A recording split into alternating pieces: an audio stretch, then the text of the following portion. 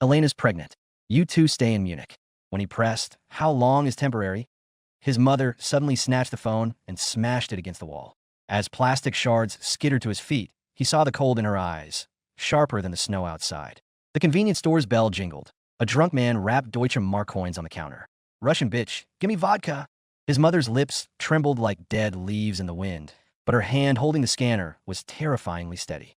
Alexei stared at the mud caked on the drunk's boots and suddenly thought of the polished oak floors in their London home, where coins were never used to hurl bitch as an insult, and where his father hadn't yet bought a diamond necklace for another woman. The snow in Munich fell heavily. Alexei pressed his face to the icy car window, watching his mother rub her hands against the wind outside the convenience store. She wore a faded scarf, with frost crystals clinging to her eyelashes. Mom, when are we going home? The 12-year-old gripped the strap of his school bag. Anna's hands, counting change, paused. Just another half hour, Seryoza. The German woman behind the cash register spoke broken Russian. Anna, your son should be doing his homework. Anna pushed a cup of hot cocoa toward her son. Do it here, okay? Flour was caked under her nails. She just finished a part-time shift at the bakery that afternoon. Alexei opened his math textbook. The tip of his pencil poked small holes in the paper. That phone call 3 days earlier felt like a knife lodged in his chest. Elena's pregnant. His father's voice had come through the receiver. You two stay in Munich for now. How long is for now, Dad? He'd asked then. His mother had suddenly grabbed the phone and smashed it against the wall. Plastic shards skittered to his feet. The convenience store bell jingled again.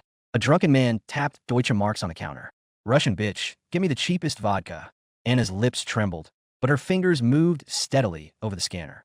Alexei stared at the man's dirty boots, thinking of the glossy oak floors in their London house. Mom, I want borscht. He said it loudly, on purpose, in Russian. The drunk muttered curses and left. Anna suddenly hugged him. Breadcrumbs from her wool sweater brushed his cheek. The apartment's heating was inadequate that night. Alexei heard his mother's muffled sobs from the kitchen, the faucet running full blast. He padded to the kitchen barefoot and saw her writing a familiar London address on a money order. Is that for Grandma? He asked. Anna hastily wiped her face. No, it's for your piano lessons next semester. She always touched her left earlobe when she lied. There was a mole there. Alexei pulled a calculator from his school bag. Last week's rent, 380 euros. Piano lessons, 120 euros. Bakery hourly wage, 9 euros. The numbers flickered on the screen, like the stock prices that flashed in his father's office. Stop counting, Anna said, covering his hand. Your father will. He bought Elena a diamond necklace. The boy cut her off. I saw it in Tatler. He'd hidden the magazine under his mattress. The crumpled corner of the page showed his father with his arm around a blonde woman. Anna suddenly broke into a violent cough, knocking over her water glass. Alexei saw blood on her sleeve. Mom, it's nothing. She quickly rolled down her sleeve. The heating's just too dry. But the boy had already opened the medicine cabinet. Only half a box of painkillers remained in the empty shelves. Snow pellets hit the window. Alexei drew a burning house in his diary. The flames devoured the word Vasiliev on the doorplate. He pulled the Deutsche Mark coin from his pocket, the one the drunk had dropped on the floor. I'll get it all back. The coin burned in his palm. Everything he owes us. The wail of an ambulance echoed from downstairs. Munich's winter night was as stiff and cold as a sheet of frozen craft paper. As the siren faded, Alexei tucked the coin into the bottom of his piggy bank. His mother's coughs drifted from the kitchen, mixed with the gush of running water. Mom, it's time for your medicine. He carried a glass of warm water to her and saw her fumbling with trembling fingers to tear open the last blister pack. Just a cold. Anna slipped the pill under her tongue, avoiding his gaze. She stared at the money order receipt taped to the fridge. Last month's transfer to London was 30 euros less than usual. Alexei suddenly grabbed her wrist. We don't need his money. His nails dug into his palm. I saw a job ad today. Supermarkets hire stockers at 14. No.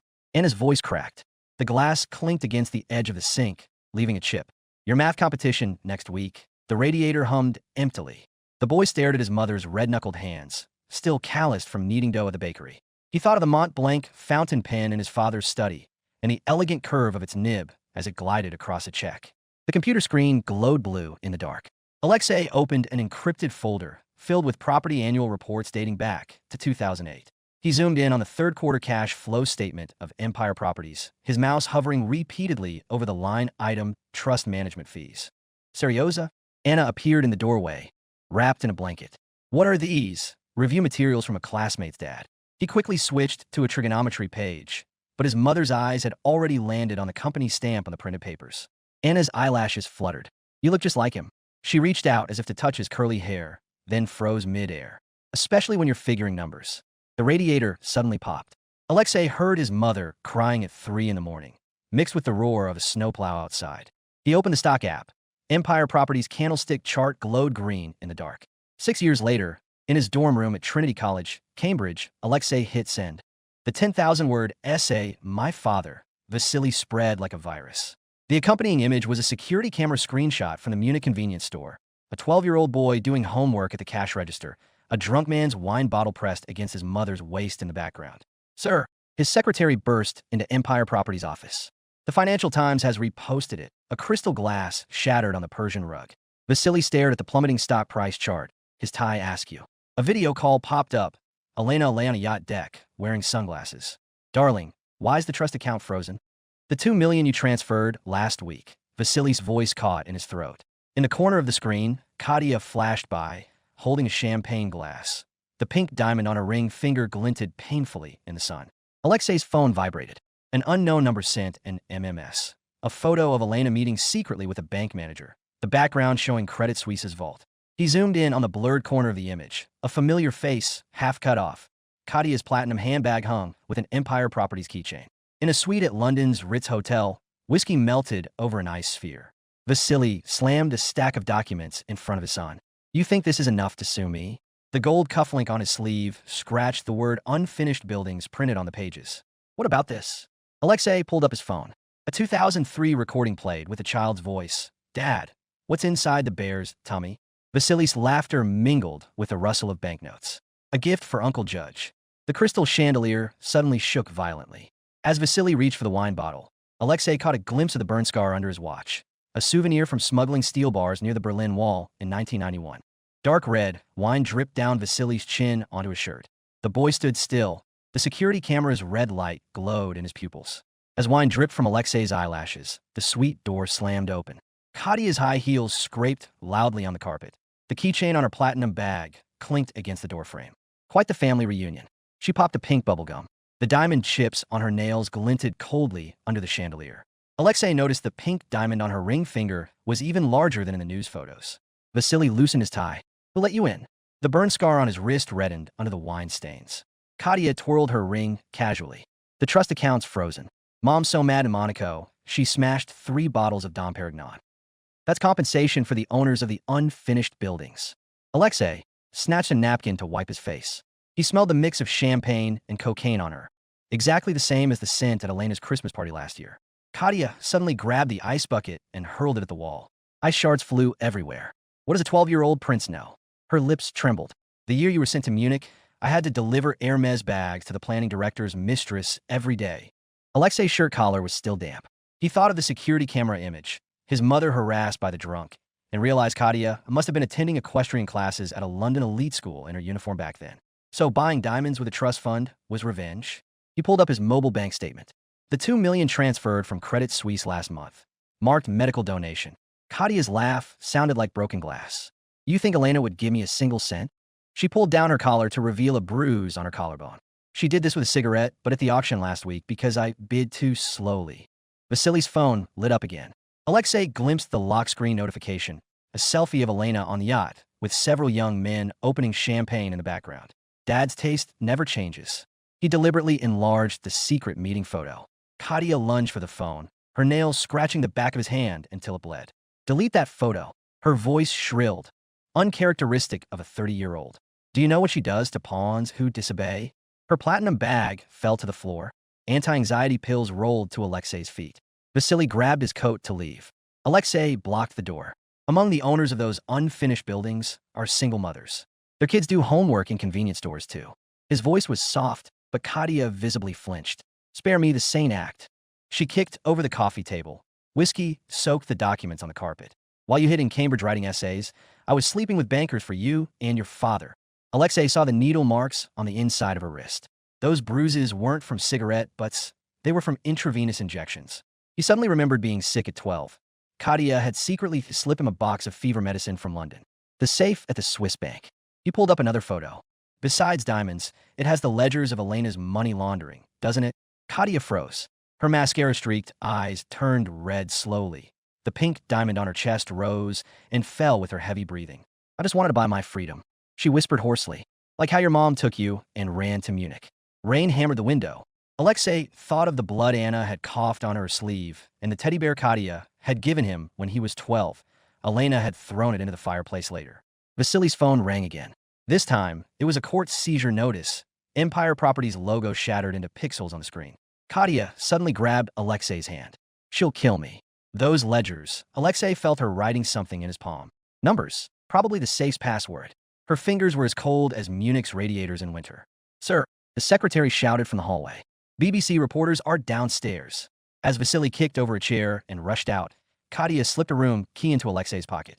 Tomorrow at 3, the housekeeper's changing room at the Ritz. Her lips barely moved. Bring your algorithm expert. Her perfume mixed with cold sweat. Nothing like the older sister who tutored him in English as a child. Alexei felt the engraved edge of the key. It was the same code Katya had carved into their treehouse when she was 16. Back then, she called it the secret order of the sibling agents. He watched her pick up a pill and swallow it. The pink diamond on her trembling finger dimmed. The diamond spun once on Katya's shaking finger. Then she suddenly stuffed the ring into Alexei's pocket. You can get 800,000 euros for it at a pawn shop. Her voice dropped to a whisper, enough to bribe the judge's assistant. Alexei felt the metal pressing against his thigh. He remembered Katya sneaking into Munich when he was 12, slipping a wrapped sandwich into his school bag. Don't tell Aunt Anna, the 17-year-old had whispered. I stole the ham from Elena's fridge. You think I care about money? He grabbed Katya's wrist. Pills fell from her sleeve, mixing with the scent of her perfume. Vasily's roar echoed from the hallway. Get the chief judge on the line now. Followed by the crash of a filing cabinet being kicked over. Katya's pupils contracted. Her nails dug into Alexei's arm. He'll forge a psychiatric report to lock you in a sanatorium, just like he did to that reporter who exposed the unfinished buildings. The door slammed open. Vasily's gold-rimmed glasses slid down his nose. His tie clip was half loose. The hearings moved to 9 tomorrow morning. He stared at the wine stain on his son's shirt. You can still drop the charges. Alexei touched the pink diamond in his pocket. Its edges pricked his fingertip, like the diamond clarity sample Katya had taught him to identify as a child. Remember the trust terms? Embezzling over 5 million leads to criminal charges. He deliberately spoke in Russian. The yacht Elena bought in Monaco cost exactly 5.03 million. Vasily suddenly laughed. He pulled a folder from his briefcase, a confidentiality agreement from Cambridge's mathematics department. Your hedge fund algorithm has a loophole. He flipped to a formula circled in red. If the hearing goes ahead tomorrow, this analysis will be in the Wall Street Journal. Katya gasped. Alexei stared at the ink stain on his father's thumb, the result of a leaky fountain pen, when Vasily had taught him to sign his name at the office for the first time when he was 5. You're threatening me with homework I did 9 years ago. He opened his phone's photo album and zoomed in on a yellowed picture. 12-year-old him holding a teddy bear with a hole in it, Vasily stuffing an envelope into the bear's tummy in the background. He pressed the record button. The teddy bear's electronic voice played. Dad, will Uncle Judge like this gift? It was followed by Vasily's laughter and the hum of a cash counter. Vasily's face turned ashen. He reached for the phone, his cufflink knocking over the ice bucket on the coffee table. Does your mother know you're this underhanded? His voice was hoarse. Secretly recording your own father? Underhanded? Alexei zoomed in on the corner of the photo, and his half-blurred figure in the doorway. Mom was ironing your court shirt back then. Katya suddenly erupted into a cough. Her pill bottle rolled out of her bag. Vasily glimpsed the label fluoxetine, and his expression softened slightly. You take pills too? Does Elena know? She only cares if my blood test passes the auction security check. Katya kicked the pill bottle under the sofa. The pink diamond refracted a sickly glow under the chandelier. Alexei's lawyer called. He put on speaker. Her calm voice filled the suite. I just received notice from the court. Mr. Vasily has submitted a psychological assessment report from your teenage years. It's forged. Alexei stared at his father's twitching eye. The only time I saw a therapist was the week Mom was hospitalized for coughing up blood. Vasily suddenly tore open his shirt collar, revealing a burn scar below his collarbone. The night the Berlin Wall fell, he pointed at the scar. I carried steel bars through burning roadblocks just to buy you formula. Then you used that money to buy Elena's diamonds. Alexei pulled up a bank statement. September 8, 1993. The security deposit for our Munich apartment was transferred to Sotheby's. The doorbell rang. A waiter pushing a champagne cart froze in the doorway. Katya grabbed an ice pick and pressed it to her neck. Get out. A purple bruise showed under her choker. Vasily suddenly looked 10 years older. He bent to pick up his fallen tie clip. Engraved on the metal was to my dearest father, Alexei, 7th birthday. At tomorrow's hearing, his voice was thick. You'll see an old friend. The heating in the courtroom was too high the next day. Alexei unbuttoned his suit jacket and spotted Anna in the last row of the gallery. She wore her old bakery sweater, clutching a photocopy of the convenience store security photo. When the judge banged his gavel, Vasily's lawyer stood abruptly. The defense requests to play testimony from a key witness. The screen lit up. Katya, 20 years old, in a drug rehab center, giving a confession. My brother has paranoid personality disorder. Katya's eyes were vacant on screen. He's always imagined our father hurting them. Alexei clenched the pink diamond in his pocket. He saw the real Katya trembling in the witness stand, her foundation failing to cover the dark circles under her eyes. Objection! His lawyer stood. Ms. Katya was taking lorazepam when this video was filmed. Vasily suddenly smashed his teacup. Shards splattered at Anna's feet. When she bent to pick them up, her sweater sleeve slipped down, revealing needle marks on her wrist. Order! The judge frowned. Does the plaintiff have any further evidence to present? Alexei pressed play. The teddy bear's recording exploded in the courtroom, accompanied by a child's voice and Vasily's shout. To hell with the trust.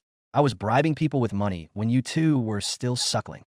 The gallery erupted in murmurs. Anna suddenly stood. Her faded scarf slipped from her bag.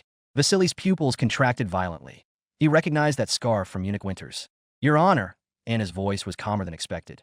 When my son was 12, he used this teddy bear to hide something far more important. She unfolded a yellowed medical record. The words tuberculosis on the 1998 diagnosis were stark. Vasily looked as if struck by lightning. His lips moved, but his eyes were glued to the signature at the end of the record, the last insurance form he'd signed for Anna before abandoning them. As bailiffs stepped forward, Vasily suddenly grabbed the railing of the defendant's stand. A photo fell from his suit pocket. 12-year-old Alexei smiling at his Cambridge admission ceremony, Anna's scarf fluttering like a flag in the background. The photo drifted to the courtroom floor. When Alexei bent to pick it up, he saw faded ink on the back. Christmas 1998, their last family photo before being driven out of London. Katya, in a new red dress, was hiding in the corner. Does the defendant have any final statement? The judge's gavel sounded like a burst pipe in their Munich apartment. Vasily's gold-rimmed glasses slid to his nose. He stared at the loose thread on Anna's sweater sleeve. That scarf, the convenience store owner gave it to me. Anna folded the medical record. The one you gave me was torn up by Elena's dog.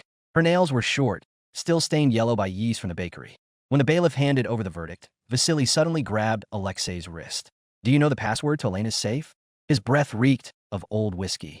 Inside, there's receipts for the gold bars you gave the planning director.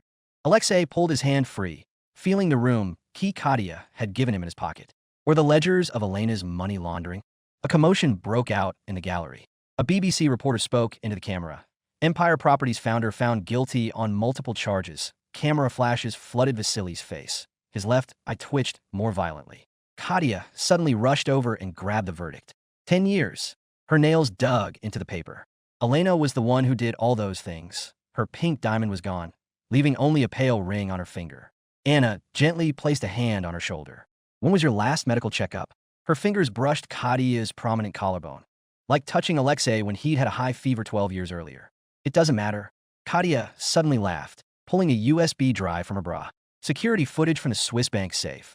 Elena took all the diamonds last week. Her lips were cracked and bleeding. But she forgot this. As bailiffs cuffed Vasily, the clink of metal reminded Alexei of the cash register at the Munich supermarket. His father suddenly spoke in Russian. The night the Berlin Wall fell, I smuggled steel bars to buy you asthma medicine. You sold that medicine to buy Elena earrings. Alexei flipped to an attachment in the verdict. The pawn ticket from December 25th, 1991, is still in Mom's jewelry box. A police car pulled away, stirring up fallen leaves. Katya squatted on the steps and retched. Anna patted her back. Do you want some water? She asked gently, like she'd asked Alexei if he understood his math homework. I deserve this. Katya wiped blood from the corner of her mouth. Those anti-anxiety pills, they were actually drugs Elena gave me. Her sweater collar slipped down, revealing needle marks near her carotid artery. Alexei's phone vibrated. An encrypted email from Monaco police arrived with an attachment, a photo of Elena under arrest. An open jewelry box lay at her feet. Katya's pink diamond was inside. Look at this. He handed the phone to Katya. Zooming in revealed the letters VV engraved on the diamond's girdle. The mark Vasily gave every one of his mistresses. Katya suddenly laughed, drawing stares from passersby. She actually kept it? Her finger traced the screen. It was supposed to be my 18th birthday gift. Anna pulled a crumpled tissue from her old wallet. When Katya took it, Her fingers brushed Anna's callous palm, and she suddenly burst into tears. I'm sorry, Annie. I stole your brooch that Christmas, I know. Anna brushed the sweat-soaked blonde hair from her face. You pawned it for 300 euros and bought Serioza a reference book for the math competition. Her voice was soft. You wrote good luck inside the cover. A bailiff came to take Katia for questioning. She took 2 steps, then turned back. That USB drive, her lips trembled. It has footage from Vasily's Chelsea apartment. He hid. Enough evidence to convict him. Alexei finished her sentence, thinking of the algorithm expert they'd planned to meet at the Ritz's changing room. The expert was actually a hacker Katia had met in rehab. The setting sun stretched the courthouse's shadow long. Anna suddenly spoke. I made borscht. She looked at her son. In that enamel pot you liked when you were little. Alexei helped her tighten her scarf, catching the faint scent of cinnamon from the bakery on it. His phone vibrated again. It was the director of the Women's Entrepreneurship Fund. Ms. Anna, the first batch of loans has been approved. Let's go home. Anna glanced in the direction the police car had gone. The snow's melting. She wasn't talking about the weather. She meant the key Katia had secretly slipped her, hung with the number of one of Empire Properties' unfinished buildings. When the streetlights came on, Alexei noticed a handwritten note in the margin of the verdict. Place of imprisonment, a prison in Berlin, the same neighborhood where Vasily had made his fortune smuggling building materials. The streetlights cast halos on the snow. Alexei stared at the Berlin prison address on the verdict, his fingertips unconsciously brushing the Deutsche Mark coin in his pocket. Katia suddenly stumbled. Her high heel had sunk into the snow. Careful. Anna steadied her arm, feeling the sharp outline of bones under her sweater. You're light enough to float away. Katia stared at the scuffed toe of her shoe, lighter than Elena's dog leash. Her voice was hoarse, like sandpaper. Alexei took off his coat and wrapped it around her. He smelled the faint champagne on her hair, mixed with the sour tang of cold sweat. The irony of it all. Katia stared at the melting snow on the courthouse pillars. The ones who ended up helping me were you too. Her nails picked at the scabbed, needle marks on her palm. Those loan applications. Anna pulled a thermos from her old handbag. Have something warm first. Steam fogged Katia's golden eyelashes. She suddenly choked. The thermos held borscht, sweetened with honey. It tasted just like Katia's throat moved. Just like it used to. Soup stained her lips. She stuck out her tongue, just like she had when she'd burned her mouth stealing soup from the kitchen at 12. Alexei's phone vibrated. The accountant from the Women's Fund sent a report. Among the newly approved loans was a familiar name, the daughter of the Munich convenience store owner. Marta applied for a bakery expansion loan. He turned the screen to Anna. She said she wants to hire more single mothers. Anna's fingers paused over the guarantor signature line. It was the first time she'd signed her own name, not Mrs. Vasilyev. Katia suddenly grabbed a lamppost and retched. When Alexei patted her back, he felt her protruding spine, like touching a rusted key. Withdrawal symptoms? He asked quietly. Katia shook her head, pulling half a pill from her wallet. Last half, a lorazepam. Anna snatched the pill and threw it into the snow. Come home with me. She pulled Katia along, just as she pulled Alexei when he'd had a fever. I have legitimate prescription medicine in the bathroom cabinet. The taxi's heating blew out a dusty smell. Katia huddled in the corner of the seat. The faint ring from the pink diamond on her finger had paled. There's a problem with the fund's accounts, she suddenly said. Alexei turned to her. Which part? Accounts payable on page 3. Katia stared at the snow, falling outside the window. Someone Elena planted padded the printing fees. She drew a symbol on the window, the secret code from their childhood treehouse. Anna's handbag slipped under the seat. When Alexei bent to pick it up, he saw a German dictionary the convenience store owner had given her, with "To the hardest working Anna" written inside the cover. We're here. When the driver braked, Katia bumped into the front seat.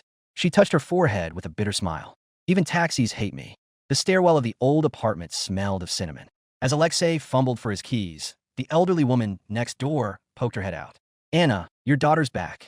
She held knitting in her hands, same pattern as 20 years ago. Katia froze in the doorway. Anna replied naturally, Yes, Helen. Come over sometime for the apple pie I baked. The lock clicked open.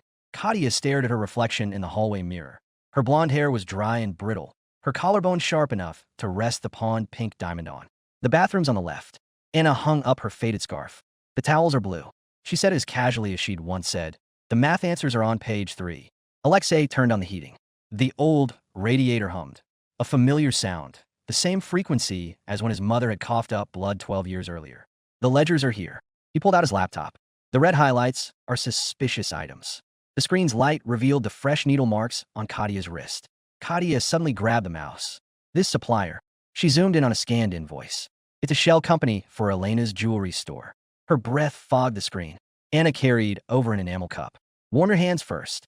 The hot cocoa had marshmallows floating in it, exactly like the ones Alexei had drunk during video calls from Cambridge on snowy days. Tears hit Kadia's keyboard. She fumbled with the encrypted folder. I have evidence. The USB drive's port was stained with blood, probably from scratching her hand when she'd pulled it from her bra. Alexei took the USB drive. The metal case was engraved with VV, the same as the diamond's mark, but with an extra scratch. You added this? He brushed the scratch with his thumb. Kadia bent to untie her shoelace. The night of my 18th birthday. I did it with a fork. The radiator suddenly popped. Anna tapped it with a wrench, just as she'd done in their Munich apartment. Heat rushed out, melting the snow on the windowsill. Look at this transfer record. Kadia opened a video file. Elena used the fund to launder money through the children's lunch program. Her teeth tapped lightly against the edge of the cocoa cup. Alexei zoomed in on the payee's signature. Budapest Orphanage? He thought of the Hungarian architecture books in his father's bookcase. Vasily had always called Hungary the next investment goldmine. Anna suddenly pressed her hand to Kadia's shoulder. You have a fever. She held her palm to Kadia's forehead, just as she checked the temperature of the bakery oven. It's fine. Kadia collapsed onto the sofa mid-sentence.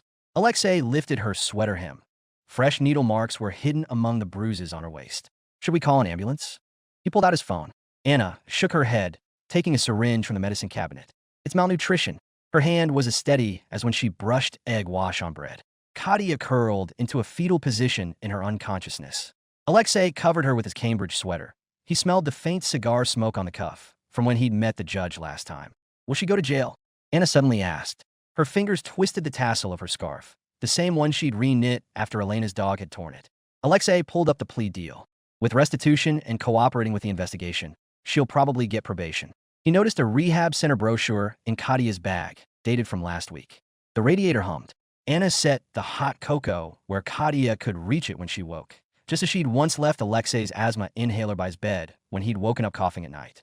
The snow isn't melting, she suddenly said, wiping condensation from the window. It's just, she pressed her palm to her chest. Warmer here. Alexei looked outside. Snow was still falling, but the neon light from the convenience store sign filtered through the snowflakes, casting a warm pink glow on the snow below.